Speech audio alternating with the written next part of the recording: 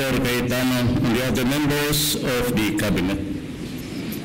AFP Chief of Staff General Ray Leonardo Guerrero, the other major service commanders, Davao City Mayor Sara Duterte Carpio,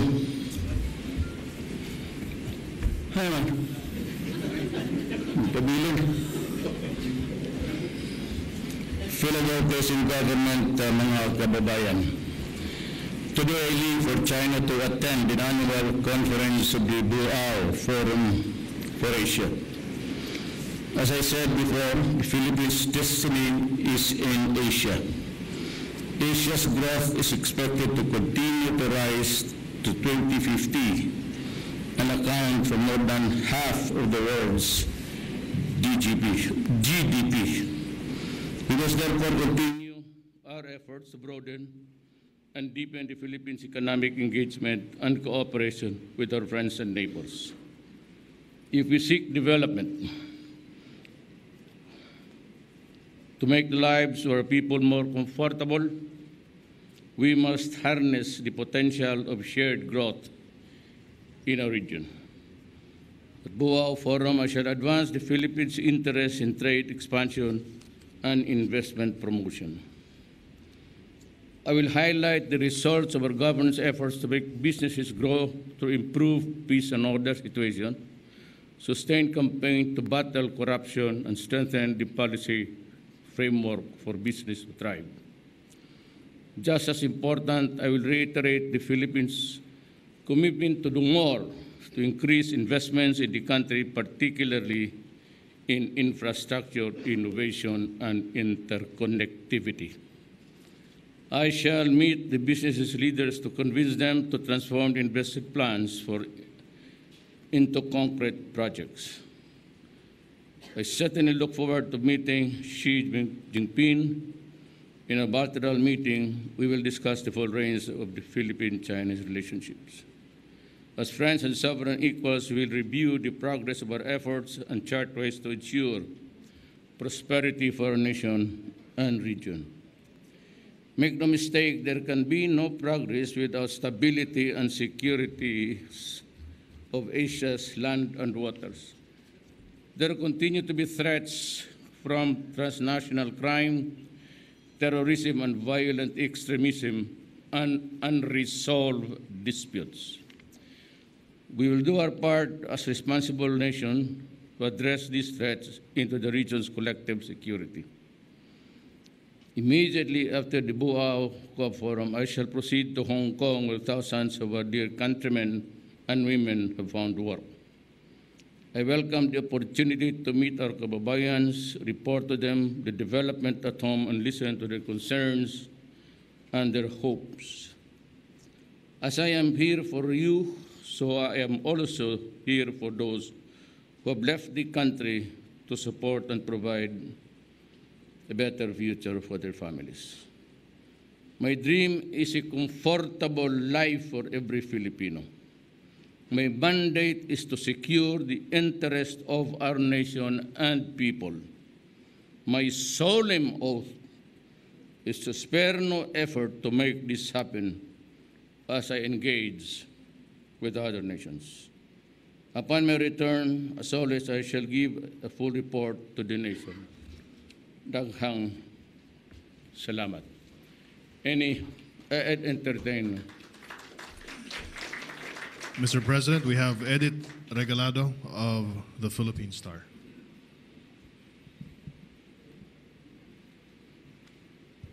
Good afternoon, Mr. President. Good afternoon. Yeah. Kumusta po kayo? Okay lang po, sir. Ang star ninyo? Okay lang? Very okay po, sir. Sir, may question lang po ako. It's about the feud between America and between the U.S. and China, the trade feud. Now, the question is this: 17% of our total exports goes to China. So, how would our how would it affect us? Are there have we taken measures to mitigate whatever would the impact of this trade to the country? Yes, let me just say, the market of China is growing. And our Philippine efforts are included there. We have raised all restricted restrictions before. Yung mga sa purutas and everything before the restoration of the normal ties, wala tayo. Now we account for a certain percentage. I don't know why, because it's getting more and more every day. But having said that, we are also in a position now. We're going to have a platform for this, actually, especially the Labor Department. Tumatanggap na sila ngayon ng trabahante. They're accepting first teachers, but 1,000. Wow, 100,000. You know, I think the Chinese want to learn the English language before they take over America so that they can understand each other. Eh, hindi mo mabayad ng utang eh. So, forfeited yung lupa mo. So, that's the problem. We just take on the sides, but again, I know that this is an itching questions that you'd be asked. Whether I discuss the South of itong West Sea, well, it depends. If I think that's a need for me to raise the issue, and if we intrude now into the business of exploration and development, I might say my piece also on that matter. Yes, sir. Whether any other plans, no. I am into the business. I'm not going into a war. We can postpone that war 100 years from now. In the meantime, I need the resources of my country to make the people comfortable. At least, makapag-aral, makapag-eskwela ang mga bata, and money for food available and affordable. Yes, sir. Yan po ang nasa isip ko all the time. Yeah, thank you po, sir. Second question lang po, sir. I hope you don't mind my asking you. No, I don't mind. Ayan. They're waiting at the tarmac also right now. Sir, ganito. Okay, there's already an announcement that Boracay would be closed by April 26. Now, no question about it. But my question is, has there been a master plan that what would be done during those 6 month period? Has the multi-agency group submitted to you something that this could be done? This would be the phase or a master plan lang po tinatanong ko. Look, first of all, there's the newspaper reports. Inyo ata yun na I was going to allow any casino there somewhere. Sa inyo yun, sa inyo lang. Newspaper mo lang binabasa yung iyo kasi nandiyan ka. Sir? Far from it, actually. I never said anything about building anything or even a nipa hut there. What I said is that island itself is owned by the government. I've said it before. Agricultural yan, pati forestal. Unless there is a law or a proclamation of the president setting aside anything there, an inch of land maybe, then that would be all right for others people to go in. In the meantime, there's no plan. My orders was to clean it up. So, mag-clean, sirado, there's one way in and one way out. Now, if you are asking of a financial help, I'm going to sign the proclamation of calamity. And we can make available about 2 billion of assistance. But these are only for the poor Filipinos. I will not spend any single centavo for those inns there, hotel owners or motels. at sa magagandang bahay, do not expect me to pay anything. That money is only intended for the Filipino. Yung mga foreigners, neither reparations or remunerations, sila yung pumasok dyan, they should know na bawal. Yung 2 billion dyan, and the other help of each department has its own contingency plan. So, mayroon magtulungan kami. But master plan, wala akong master plan na. Linisin ko muna yan kasi agricultural yan. So maybe after that, I'll give the farmers. Ilan reform ko na yan, mas mabuti pa. I'll tell you now. Okay, sir. Ilan reform ko lahat yan. Then I'll give it to the farmers. Me, I'll give them the tractors. Yung agricultural eh. E di ibigay ko muna sa, bago na yung, well, sabihin ninyo, how about the business? Well, I'm sorry. But that is the law. The law says it is forestal, agricultural. Why would I deviate from that? Do I have a good reason to do it? What? Mga casino? Who owns the casino? Chinese. Hotels? Big ones? Who owns them? Ay mga mayaman, pati yung mga dayo. Agricultural man kaya doon, ibigay ko sa farmers. You want to know now? I'm going to give the announcement.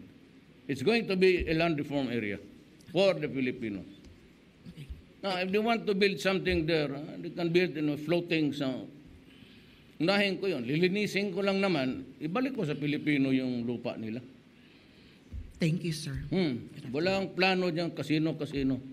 Tama na yan kasi sobra na. Yes, sir. May kasino dito, kasino doon.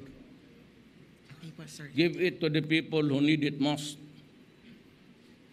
Okay po, sir. That is an announcement. It will be a land reform area, period. Mayang hapon, sir. Alan Nawal sa Philippine Daily Inquirer. Bisaya ka day, ang Inquirer. Taga Davao ako, sir. Sa Davao ako. Si Brito, siguro Tagalog. Ang question lang ako, sir, is when you came into power, you said that you will choose only the brightest and the best for No, your I did cabinet. not come to power. I just assumed the Yes. When you assume the employment presidency. as a worker of government.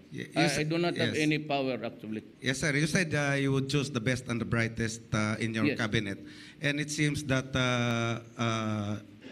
they're also fast going out of your cabinet for. Well, there are standards to follow. If you fall short of that standard, I'm sorry. Okay. We may be friends. You might be a supporter of mine. But there are rules to be followed and boundaries to honor. Sabi ko dyan is of the interest of the people. Wala na tayong pinag-usapan. Basta bayan ko nakataya, wala tayong pinag-usapan. And I do not allow corruption to creep in, at least during my term. Kung nandiyan ka, sorry.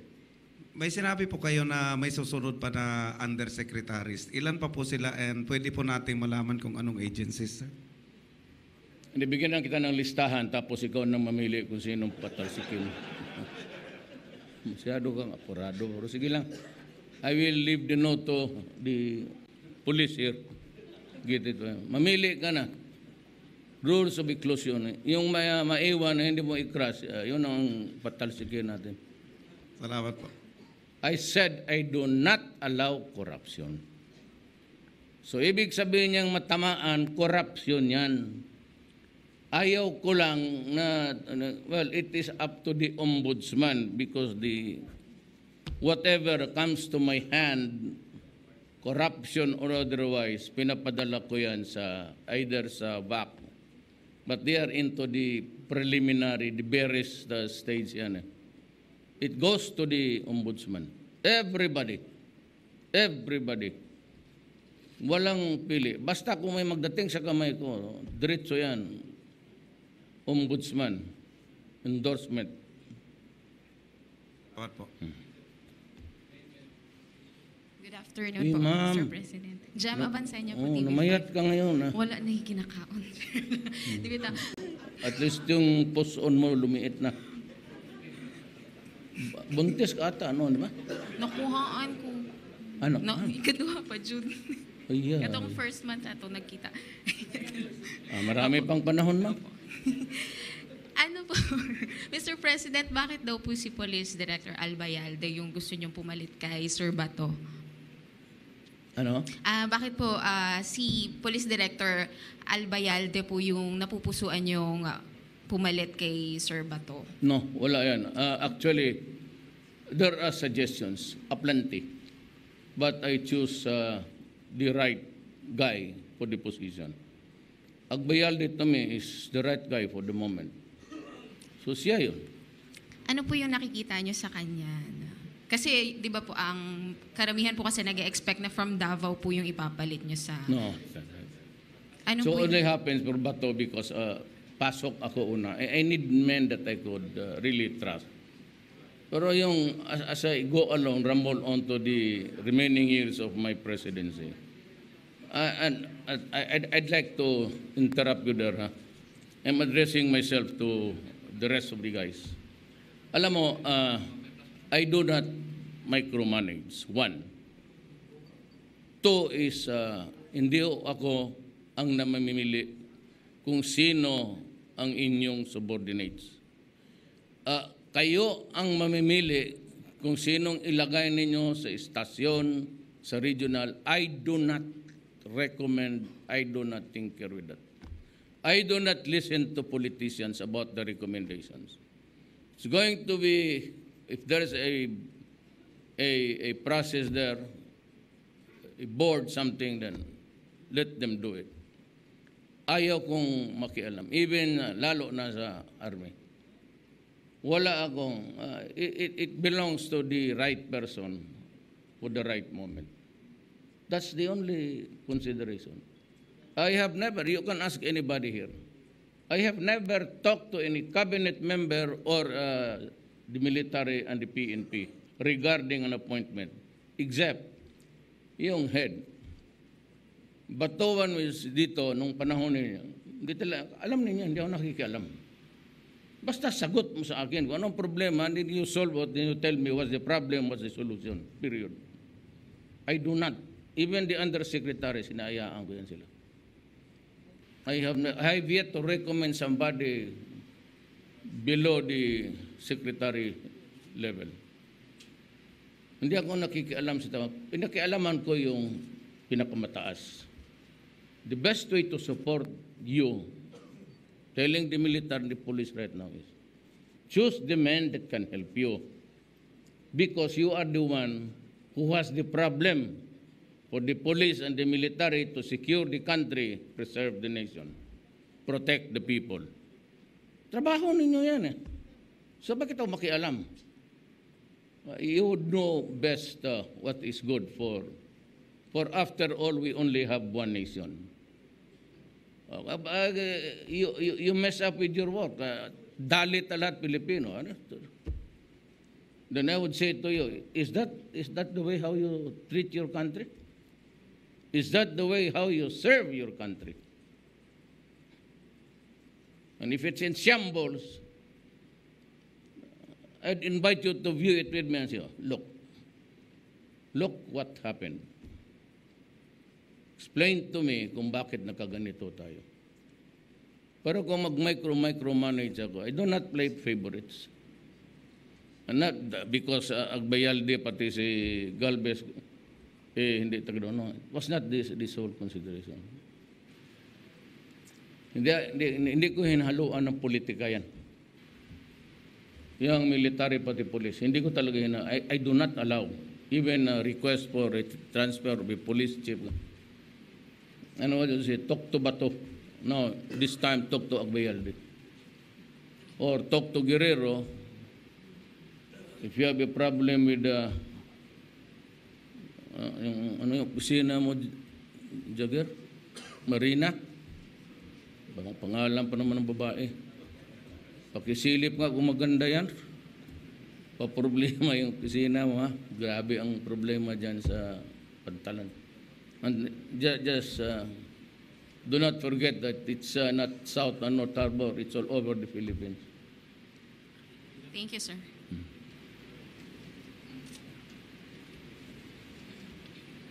Good afternoon, Mr. President. I'm JP Soriano from GMA News. Sir, pasensya na po. This just in. Pinatawad na kita. Sir, maybe we just get your reaction. The Chief Justice Maria Lourdes Sereno, in a speech earlier today, she urged you, Mr. President, to explain to the public why Solicitor General Jose Calida was the one who filed the quo warranto petition against her. And I quote, sabi po ni CJ Sereno, pakipaliwanag po bakit si Solicitor General Calida ang nag-file nitong quo warranto. Surely you must explain to the people why this unconstitutional act. Sir. Alam mo ganito, sinabi ko na kay Chief Justice Sereno, I am not into the habit of maghabol ng kalaban. I have no history in that. Congressman, Speaker Nograles, when he was during his 80s, filed so many charges against me, reaching to the Supreme Court. I never retaliated. Ikaw, Sereno, sinabi ko na sa iyo, hindi ako nakialam. If you are insisting, then count me in. Count me in and I will egg Calida to do his best. Ako na mismo maglakad rin kalaban sa iyo. Sinasabi ko na sa iyo na hindi ako nakikialam. Now, sige ka dyan, daldal ng daldal. O sige, upakan kita. I will help the investigator. Talagang upakan kita. So I'm putting you on notice that I am now your enemy. And you have to be out of the Supreme Court. I will see to it that after that then I'll request the Congress go into the impeachment right away. Because the two entities can hear it simultaneously. They can proceed with the quo warranto. Hindi, ang quo warranto is Supreme Court, the impeachment is Congress. So that I'd like to ask Speaker Alvarez now, kindly fast-track the impeachment of her. She is bad for the Philippines.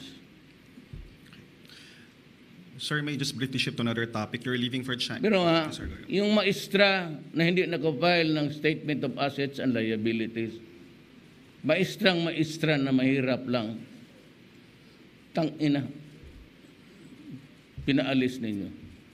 O itong babaeng na ito, she earned money, attorney's fees, collected from the government. Ni 5 centavos hindi. What is the special treatment? Me? I'll go to jail with her. Samahan ko sila, dyan ako sa gitna, ang silda ko. Dilima dito, pati siya. Kung wala na talagang iba, ay putang, sinabi nang hindi ako nakikialam eh. May mga sa kanya, let the world know. Talagang, I will, makialam ako. Ako nagpapasensya lang ako, babae. Now this time, I'm asking the congressman and the speaker, do it now. Huwag ninyong dramahin. Or else I will do it for you. Ayaw ko kung makialam niya magganong kaso-kaso. Alam mo kasi, pardon the gender, I'm not trying to insult anybody here. Either the gays, pero sa amin niya maliit pa kami kasi. Ay, mahinin kasi, binayot yang ganon. Yung magsuntukan ka, magpagsuntukan ka, iyak-iyak ka dyan, putang, pumasok ka dyan, tapos, hindi ako ganun. Ngayon, makialam talaga ako. I am asking Congress, what's taking you too long? Do not create any crisis in this country. I will not hesitate to do what is to the best interest of my country. If it calls for your forced removal, I will do it. Sir, yung mga korap. Yes, sir. Sir, while China has promised to you that they will refrain from doing any reclamation to the Scarborough Shoal, Scarborough Shoal, and will you be raising that same issue or reiterate that when you meet with I will President just Xi, thank sir? them and say thank you for issuing the statement. It's a word of honor for kami yung mga sa taas. And I am lucky that I am one of them who napunta sa itaas. We do it by word of honor. And I would always say, I will bank on your word not to do it. And China has repeatedly said, kasi nag-object sila ng military pati tayo, foreign affairs. Opo. And said, rest assured, we will not start any construction there. I am sure China would not want to lose our friendship and our goodwill. Thank you, Mr. President. Safe travel, sir. Thank you. Yes, my friend. Yeah, magandang hapon, Mr. President. Uy. My name is Huang Zhenzhen from China Central Television. So as of now, you just mentioned the trade war between the U.S. and China. It seems looks like some countries are going back to the trade protectionism. But Chinese President Xi Jinping always emphasized that China will always open its market to the world. And this time you will attend the Bo'ao Forum. How do you see the importance of the Bo'ao Forum's role to promote the economic integration in the world? Thank you. I think Mr. President Xi would like to review how fast the One Belt, One Road. Then I am not supposed to announce it, but nakita ko na sa there to give us another 500 million. That's about mga that's quite a lot of additional, and for the Marawi. And I'm happy for the Maranaos that more aid are coming. Huwag kayong mga Moro, huwag kayong mamadali. This is not something na linisin ko muna yan bago ka magpatayo kayo. You cannot erect a post there with the rubbles and rocks. Give us time to clean the downtown area. Tapos papasok kami. We will clean it up of leftovers or yung hindi pa na unexploded ordnance just to make it safe for you. Bigyan nyo kanting panahon, huwag na nyo, at huwag kayong maniwala dyan pumapasok yung mga left na inuudyok kayo na you will not allow this, you will not allow that. I do not receive orders from anybody. Wala ako dyan. Kung anong sabihin ko as president na yan ang mabuti, huwag ninyo akong pakialaman. I will do what, basta sigurado ako, I will do what is best for you. So do not hurry me up. We're trying to gather. Hindi ito basta-basta. Nasira. You can rebuild it with how many billion? Just stay put. Kung wala naman kayong pera at wala naman kayong plano, leave it to government. But for you to impose upon me conditions, I'm sorry. You'll just have to follow government. And we did not create the chaos there. Pinapasok kasi ninyo yung mga gago eh. I said, I am not mad at you.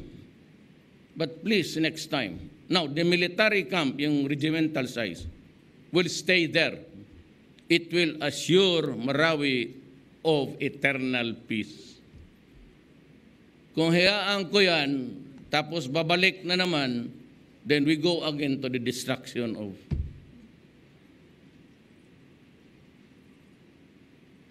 Ayaw man ninyo tindi, kagaya ng Boracay, that is it. We have the money, we will help you. It is not intended for everybody, lalo na those who do not need it. Mga opportunista, mas bright ako sa inyo. Consider Boracay a land reform area. I will give it to the farmers, to the Filipino first.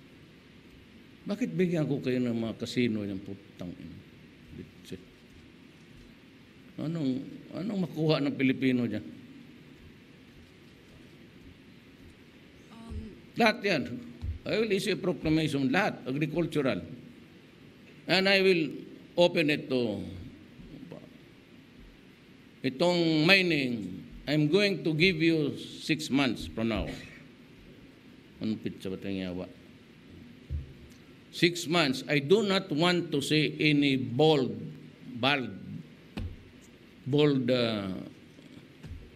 yung indinaanan ninyo, I want trees as tall as me by 6 months. Pag wala yung kahoy na iniwan ninyo, naniwasak ninyo yung lupa, then consider your permit revoked. Hindi ako nagbibiro.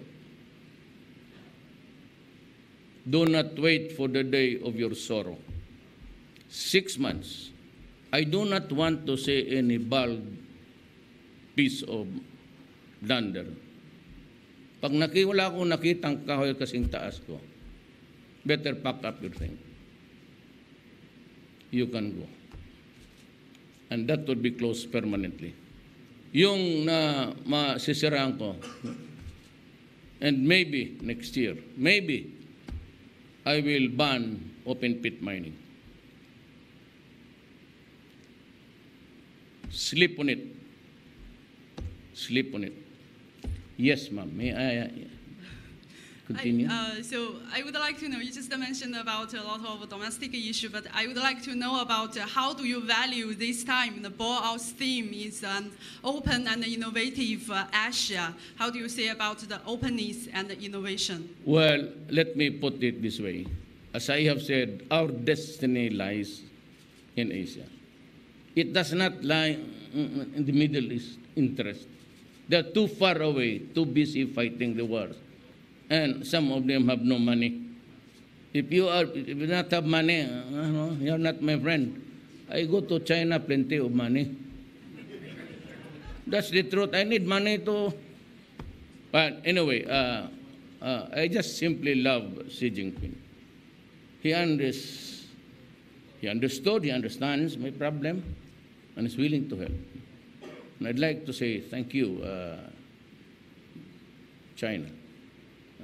Please carry the message. You have not been, you're going home every month? No. How many years? I stay in the Philippines for 4 years already. And, Oh. Yes. You can join me. I have a vacant seat beside me. Okay. Yeah, okay. Where's your passport? Okay. So, Mr. President, how do you looking forward the relationship between our two countries under this kind of openness and innovation? I think that it would bloom. It's like a flower that would bloom into something big and beautiful. It's one stem, and China and the Philippines will bloom. And you and I are in the middle of the flower.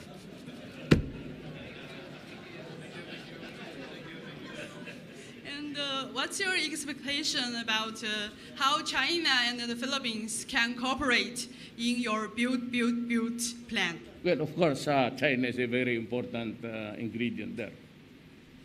You factor almost everything from a hard start. But of course, it would not really be enough. Every day, the cost of money goes up. That's the problem. So you may have a pricing today far different from last week. So I would say I need China. More than anybody else at this time of our national life, I need China. I will not say something which is not true. Thank you so much, Mr. President. See you in the flower, in the arena of... Good afternoon, Mr. Yes. President. I'm Zhang Zhiwen from the People's Daily China. And my question is that this year marks the 40th anniversary after China's reform and opening up, and which also serves as the theme of the Bo'ao Forum for Asia annual conference. So what is your evaluation on China's reform and opening up, this progress? And what is your perspective towards the annual achievement on Bo'ao Forum for Asia? Thank you. Yes, but the most important thing really is that we understand each other's problem, that we recognize our sovereignty, it's no intervention, that the help there has no strings attached, and that's what China's promised us. And the the more robust exchange of market. But China, the balance of trade now is in our favor. I think we are more export to China than China is importing from the Philippines, except the fruits. But that's one of our biggest factor there. And we are waiting for the human resource. You would need the doctors, so many billions of Chinese. You need doctors everywhere, nurses, and these things are bound to happen. Starting with teachers. So the interconnectivity of our country on all aspects of governance will come in. And we're ready to cooperate and help each other.